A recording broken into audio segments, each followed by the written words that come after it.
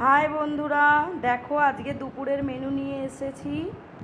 এই যে এটা ছেলের ভাত গরম গরম, আর আমাদের ভাত, সাদা সাদা ভাত গরম গরম, উচ্ছে আলু সেদ্ধ, এটা মাখা হবে, পটল ভাজা,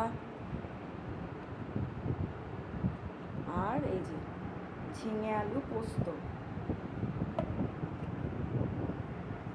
আর ছেলের মাছের ঝোল,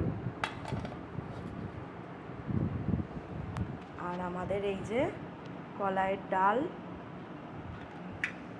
আর লাল লাল ঝাল ঝাল করে ডিম আলুর কষা কষা মাখা মাখা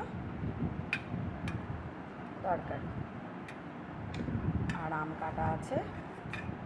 ব্যাস, এই যে আম, ব্যাস আজকের মেনু এতটুকুই।